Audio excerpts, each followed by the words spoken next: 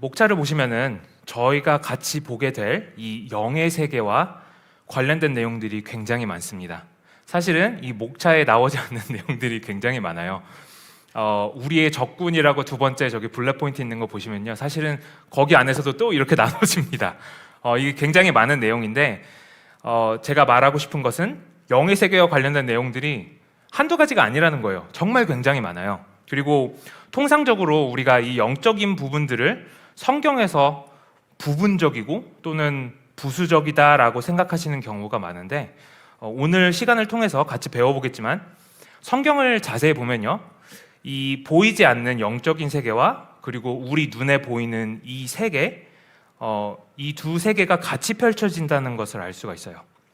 다른 말로 하자면 이 영적 세계는 성경의 일부분이 아니고 성경 전체의 배경이라는 거예요. 그것을 인지해 주시고요. 그런데 우리 현대인인 우리에게는 우리 눈에 보이는 세계와 관련해서만 이해하려는 경향이 있죠. 그것은 우리가 세상을 바라보는 눈이 이 사각지대가 있다는 거예요. 이 사각지대가 지금 현대인인 저희들에게는 어디냐? 바로 이 영적 세계입니다. 그래서 사실 이 짧은 시간 동안에, 지금 이번이 3주차인데요, 이 짧은 시간 동안에 우리의 세계관이 영적 세계관으로, 영적 전쟁 세계관으로 바뀐다는 것은 불가능합니다. 세계관이 그렇게 쉽게 바뀌는 게 아니거든요. 그러나 이것을 나누는 이유는 첫째로 우리가 성경을 전체적으로 이해하기 위해서이고, 그리고 둘째로 뒤에 나올 내용들을 이해하기 위해서입니다. 그렇기 때문에 서론이기는 하지만 제 생각으로는 어떻게 보면 오늘 시간이 가장 중요한 부분이라고 할 것 같아요.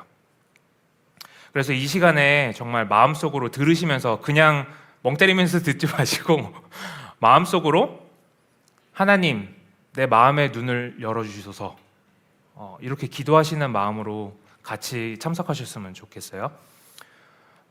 먼저 가장 많이 가지고 계실 질문을 답하고 가겠습니다. 제가 질답을 하나만 준비를 했어요. 고민을 많이 했는데 일단 자세한 질문들 또는 테크니컬한 질문들을 다룰 시간은 안 될 것 같고, 또 그것이 또 다른 질문들을 이렇게 계속 생겨나게 할 거기 때문에 그런 것들은 다루지 않고요. 가장 중요한 질문만 다룰 거예요. 아마 보시면은 다들 공감하실 것 같아요. 질문은 바로 이겁니다. 나누는 내용들이 과연 검증된 것들인가요? 왜 이런 내용을 쉽게 접하지 못할까요? 여기 연관된 질문으로는 또 이런 게 있을 수가 있겠죠. 그럼 내가 지금까지 배운 건 뭔가요? 나 헛것을 배웠나요? 나 신앙생활 헛되게 한 건가요? 이거에 대해서 조금 답을 해드리려고 해요. 일단 첫 번째로 제가 말씀드리고 싶은 것은 답변부터 하겠습니다. 그렇다라고 말씀을 드리겠습니다.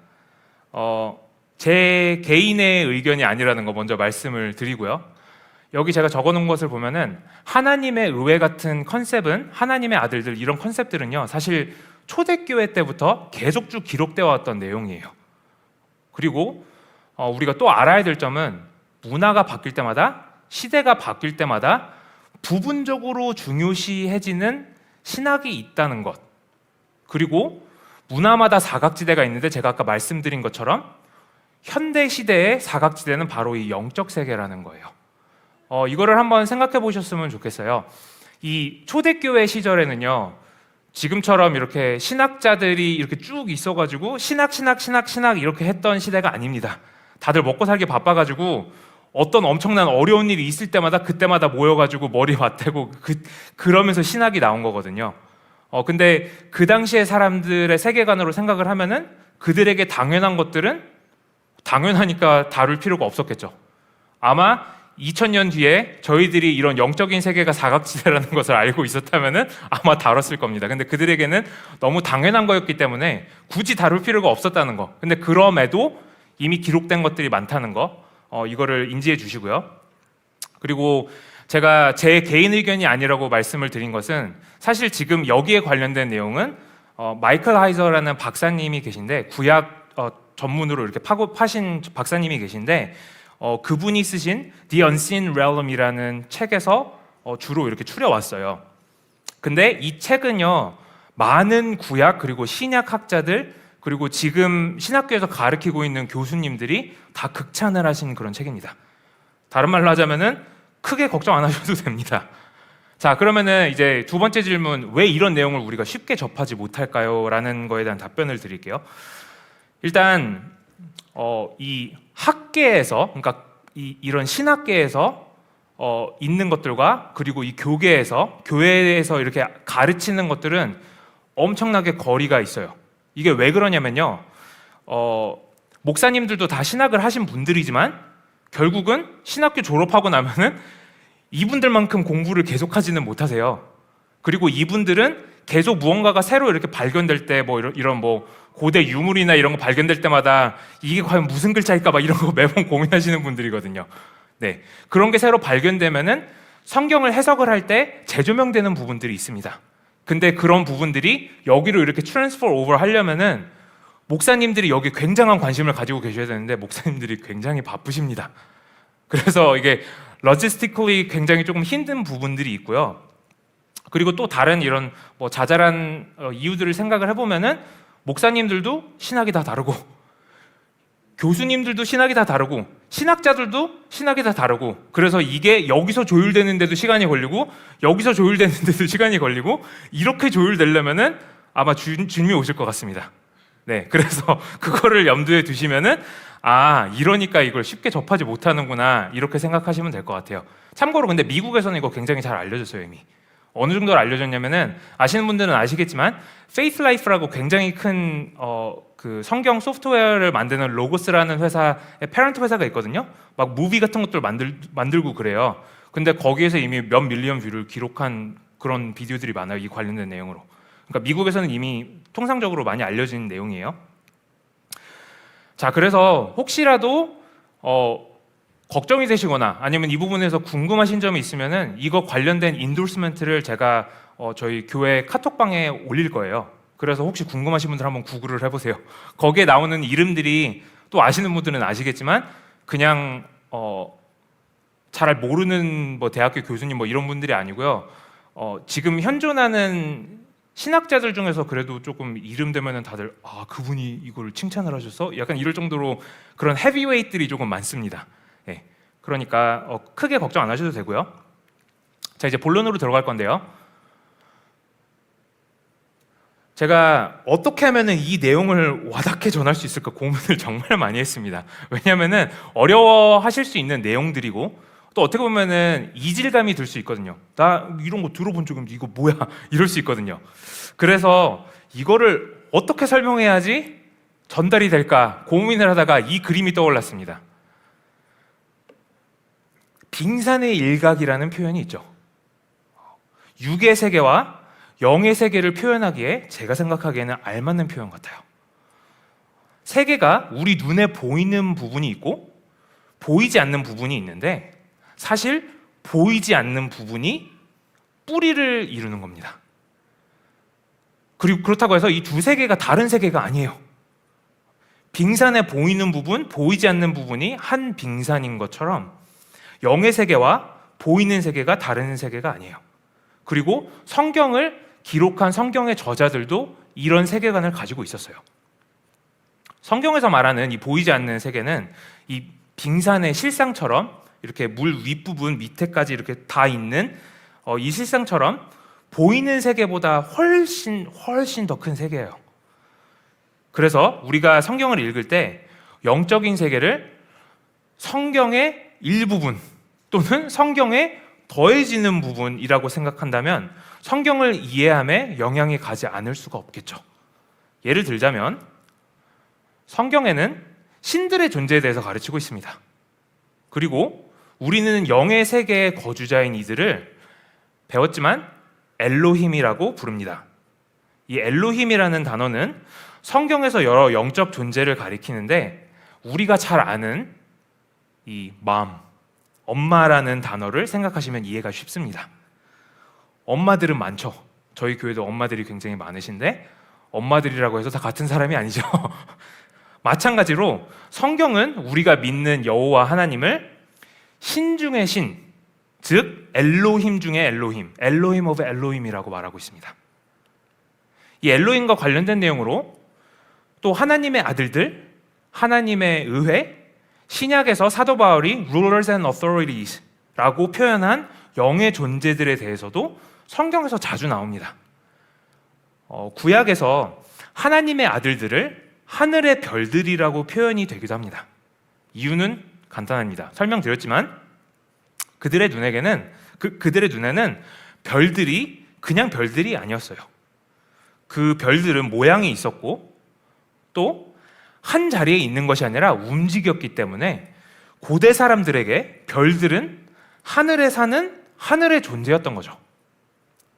욥기에서는 하나님의 아들들이 하나님께서 세상을 만드실 때 찬양하는 모습을 표현하기도 합니다. 하나님의 아들들은 하나님의 천상 가족으로 하나님의 스태프팀이라고 이해를 하시면 이해가 빠를 것 같아요. 성경에서는 이 하나님의 스태프팀이 하나님과 함께 우리 세상에서 일어나는 일들을 주시해서 보면서 관여하고 있다고 말해줍니다.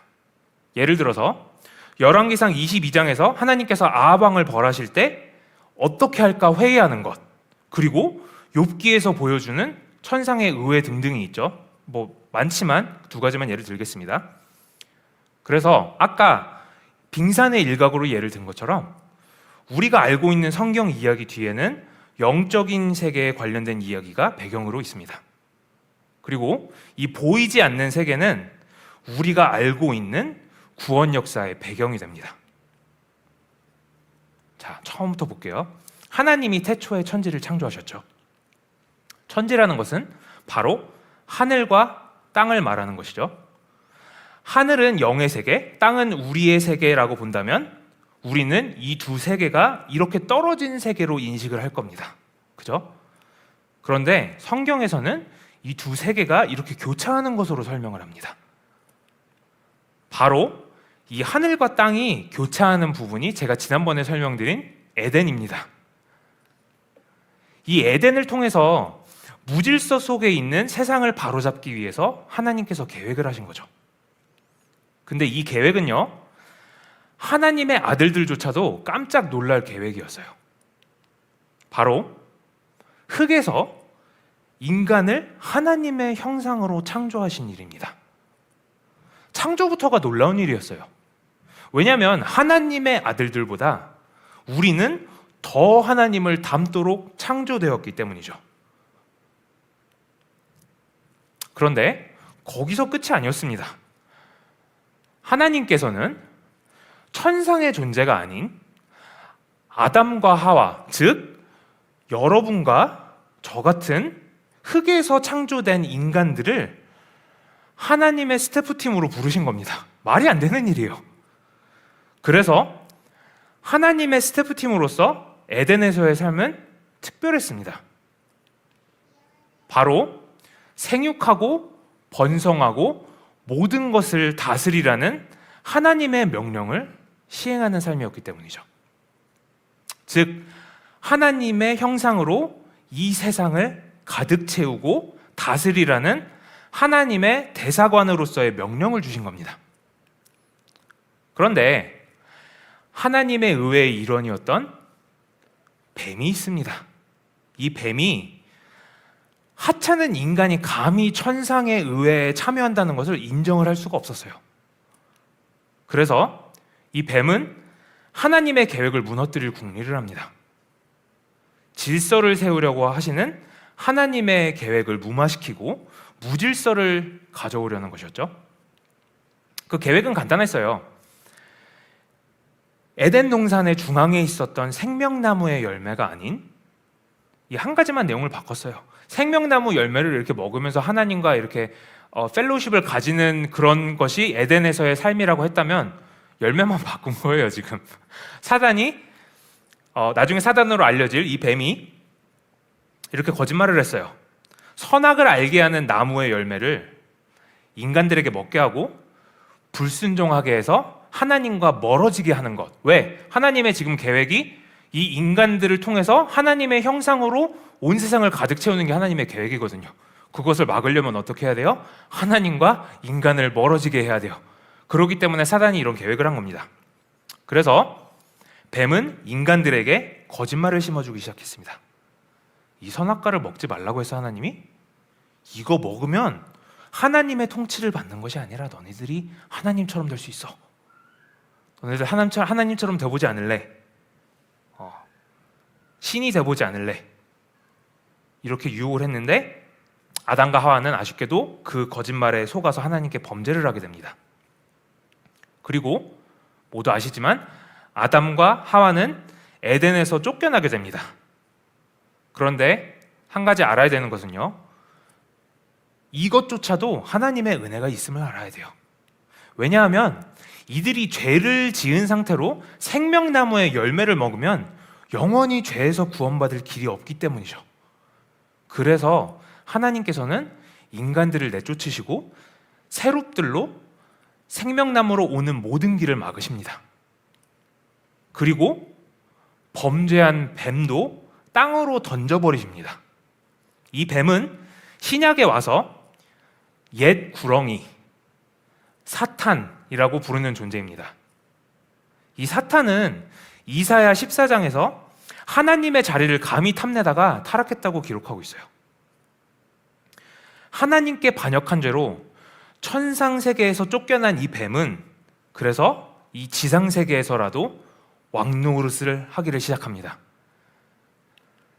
이것을 시작으로 성경 전반적으로 하나님의 왕국과 이 사단의 왕국이 전쟁하는 것을 다룹니다. 그렇기 때문에 제가 이 영적인 것을 이해를 해야지 이 전반적인 스토리를 이해를 할 수가 있다는 거예요.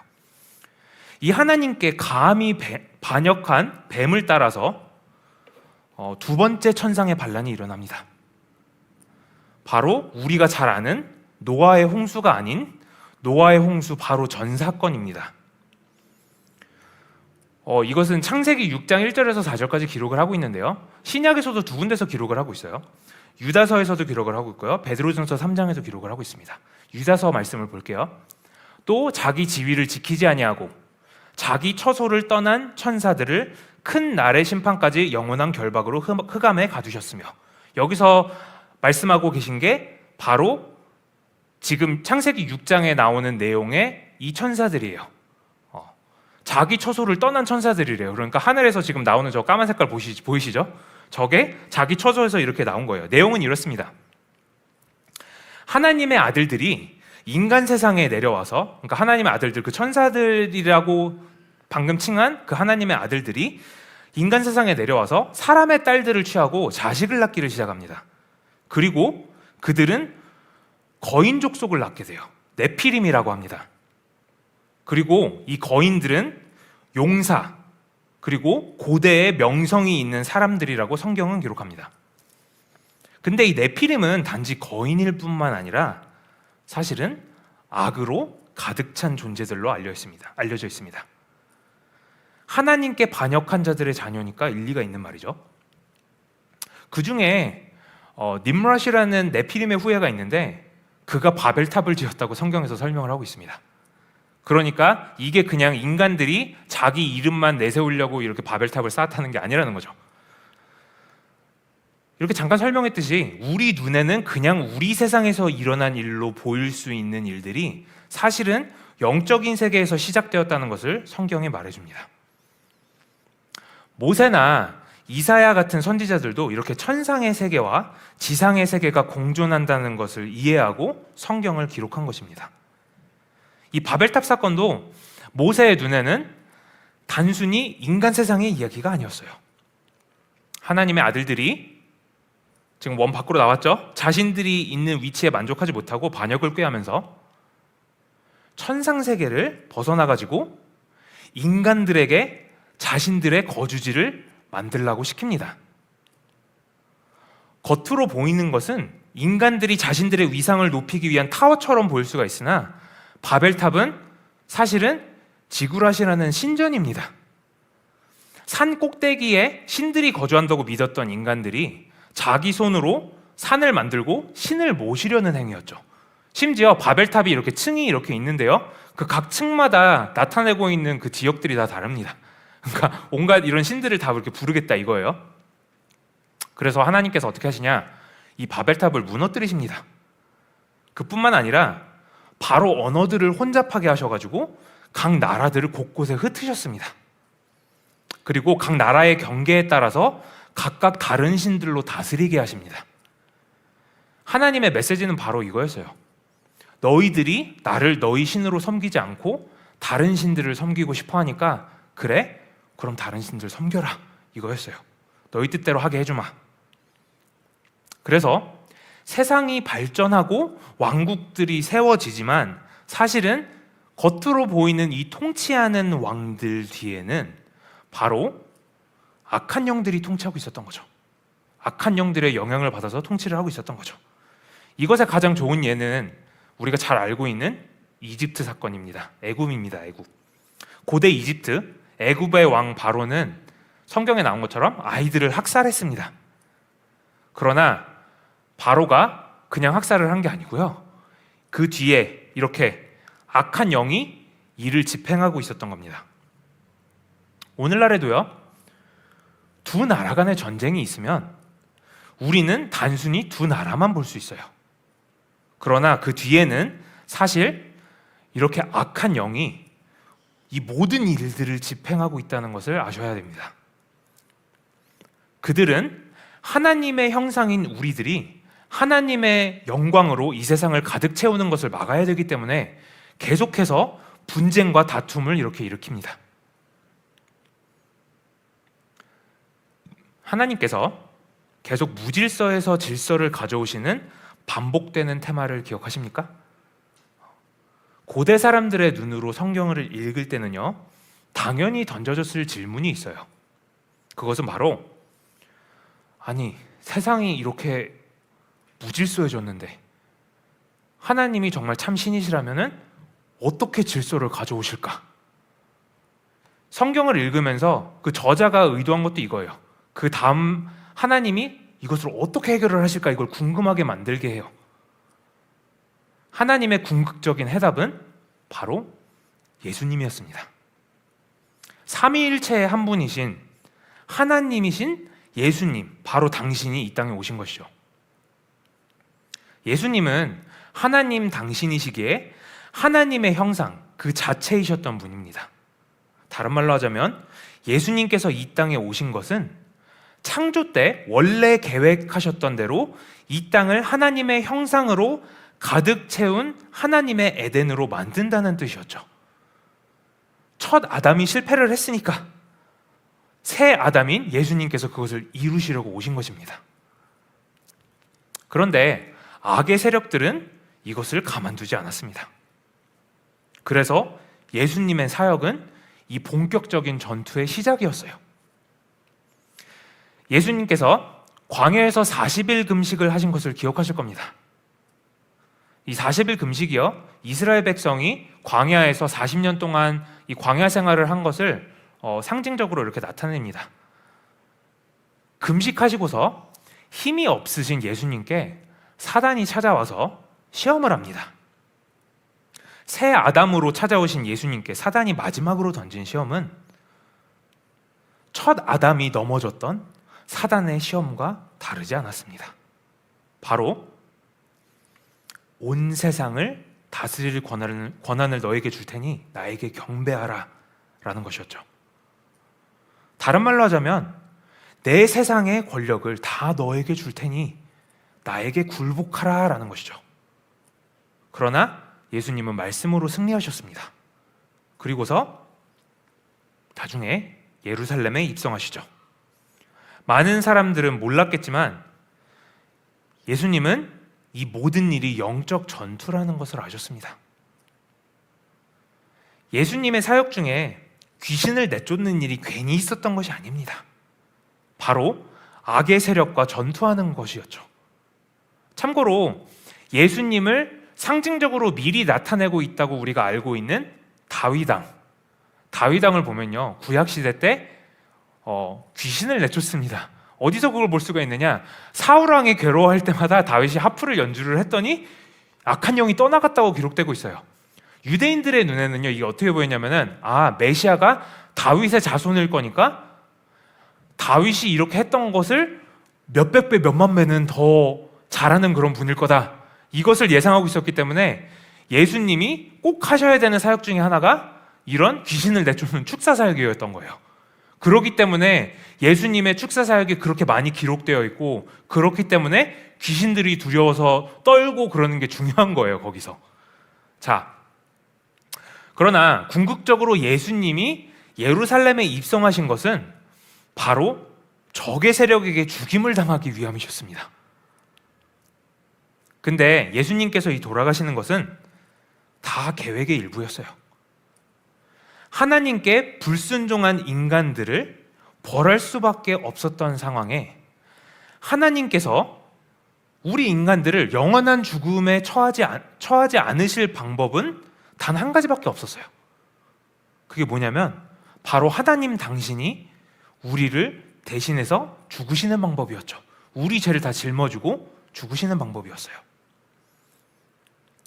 사단과 그의 세력들은 하나님 당신이신 예수님을 죽이고서 승리했다고 믿었습니다. 그렇지 않았으면 성경에서는 그들이 예수님을 죽이지 않았을 것이라고 기록하고 있어요. 근데 그걸 몰랐으니까 예수님을 죽였습니다. 그리고 죽음은 감히 예수님을 이기지 못했습니다. 예수님께서는 죽음을 이기시고 부활하셨죠. 예수님의 부활하심은 어떤 의미를 가지고 있었냐면 바로 사단과 그의 세력이 더 이상 죄로 인간들을 묶어둘 법적 권한이 파기되었음을 뜻하고 있었어요. 그래서 세상은 하나님이 계획하신 질서로 한 걸음 더 나아가게 됩니다. 성경에서는 하나님의 때가 되면 새 하늘과 새 땅, 새 에덴이 올 것이라고 기록합니다. 그 새 에덴이 오게 되면은 지금 악의 세력으로 가득 차 있는 이 세상이 악은 파괴되고 하나님의 빛으로 가득 채워지게 될 겁니다. 우리가 명심해야 될 게 있어요. 우리가 명심해야 될 것은 지금 우리가 살고 있는 세상은 그렇게 보이지 않을지라도 사단의 지배를 받고 있는 하나님께 반역하는 바벨탑을 높이 쌓아 올린 바벨론이라는 거예요.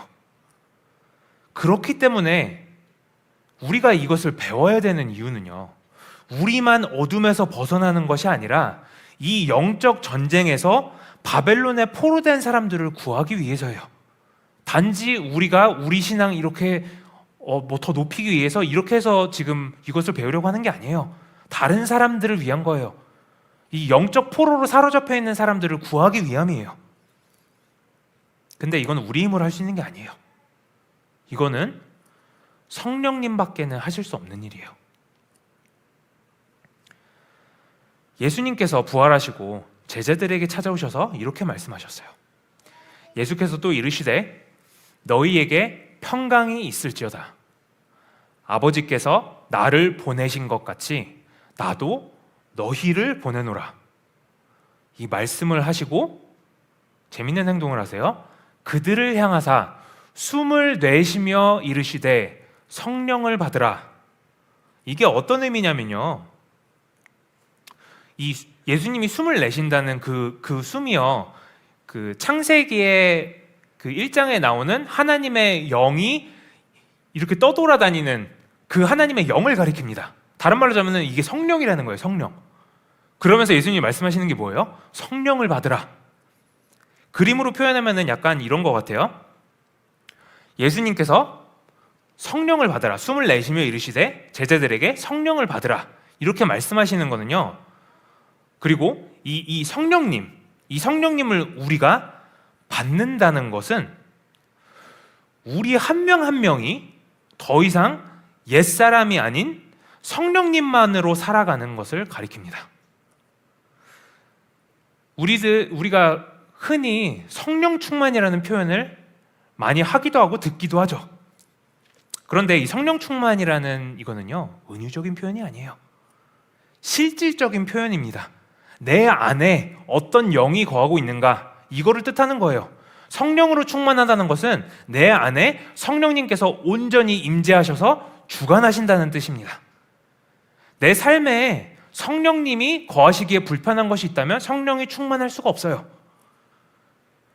우리가 은유적이 아닌 실질적인 표현으로 성령, 즉 하나님의 영으로 내가 가득 채워져서 충만할 때 우리는 세상을 비추는 빛이 될 수 있을 것이고, 그리고 그 사명을 감당하는 교회가 될 수 있을 것입니다. 우리가 밝게 하나님의 빛을 비추는 것은 우리의 힘으로 하는 것이 아니고 내 안에 성령님이 하시는 일입니다. 우리가 단지 해야 할 일은 단 하나예요. 성령님께서 운동하게 하시는 거. 내가 하는 게 아니에요. 내가 뭘 하려고 하면 안 돼요. 우리는 그냥 타락한 존재일 뿐이에요. 우리는 죽은 존재예요. 우리는 십자가에서 예수님과 같이 죽은 존재입니다. 우리 안에서 역사하셔야 하는 것은 나의 자아가 아니고 성령님 한 분밖에 없습니다.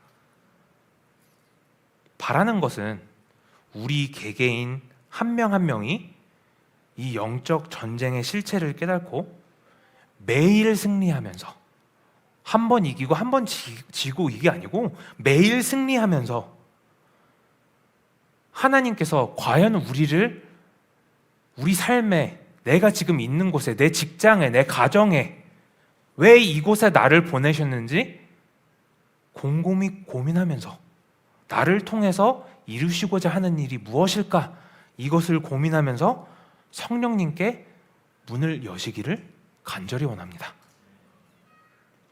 제가 지난 1월 동안에 신학교에서 인텐시브 코र्스를 들었는데요, 전도 관련된 코र्스였어요. 근데 교수님이 저희 학장님이셨는데 교수님이 이런 말씀을 하시더라고요. 우리는 다 개개인의 삶에 보내진 하나님의 선교사다. 저는 그 말에 정말 동의해요. 내 직장에 내가 지금 있는 것이 괜히 있는 것이 아니고, 내 가정에 내가 있는 것이 괜히 있는 것이 아니고, 학교를 다니는 학생이면 내가 이 학교에 있는 것이 괜히 있는 것이 아니고, 우리가 단지 신앙생활이라고 해서 교회 나와서 지금 여기서 이렇게 예배드리고 말씀 보고 기도하고 이게 다가 아니라는 거예요. 진정한 신앙생활은 뭐냐면요, 우리 삶의 자리에 돌아가서 성령님이 운동하게 하시는 거예요. 그게 신앙생활입니다.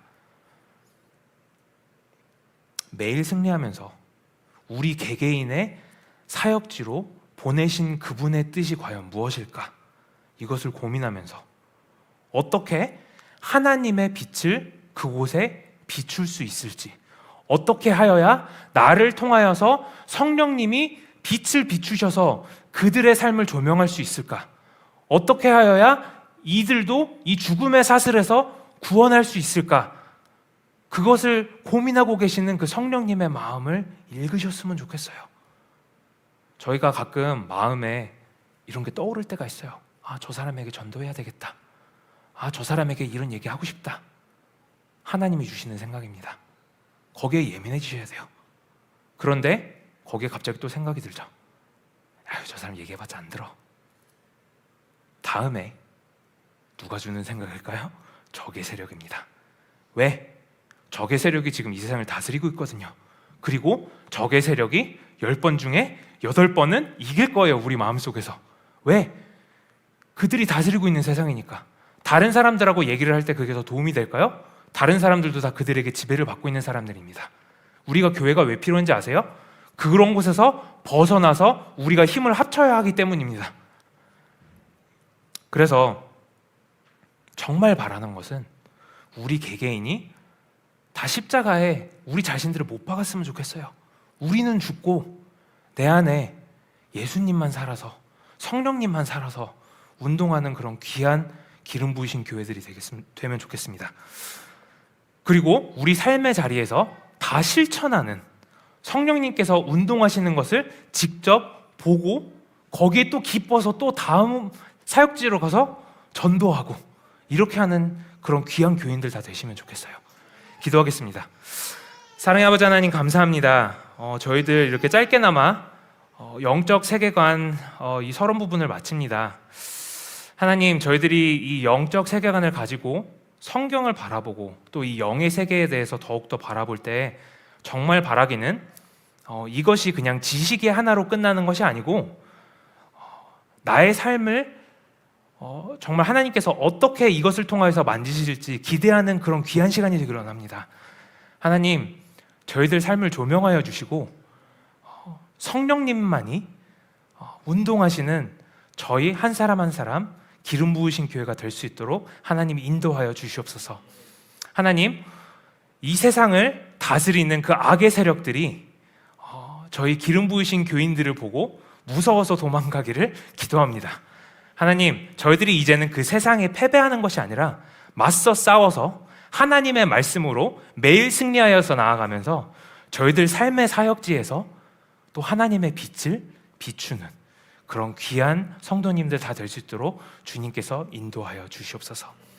하나님, 이 시간 허락하여 주심을 다시 한번 감사합니다. 저희들 돌아가서도 저희들 안에 생각이 들 때 이 생각이 하나님께서 주시는 생각인가, 아니면 악의 세력들이 나에게 주는 생각인가 구별하게 하시고, 아버지 하나님, 주님께서 온전히 주님의 생각만 온전히 지킬 수 있도록 붙잡아 주시옵소서. 하나님, 또 평안을 허락하여 주시옵소서.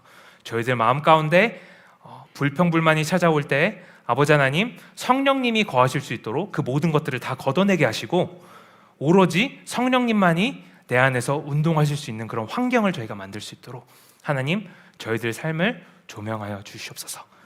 주님, 돌아가는 발걸음도 함께하여 주시고 주님께서 저희들 다시 만나는 시간까지 지켜주실 줄로 믿사오며 감사하며 예수 이름으로 기도합니다. 아멘. 주기도문으로 마치겠습니다. 하늘에 계신 우리 아버지, 아버지의 이름을 거룩하게 하시며 아버지의 나라가 오게 하시며 아버지의 뜻이 하늘에서와 같이 땅에서도 이루어지게 하소서. 오늘 우리에게 일용할 양식을 주시고 우리가 우리에게 잘못한 사람을 용서하여 준 것 같이 우리 죄를 용서하여 주시고 우리를 시험에 빠지지 않게 하시고 악에서 구하소서. 나라와 권능과 영광이 영원히 아버지의 것입니다. 아멘.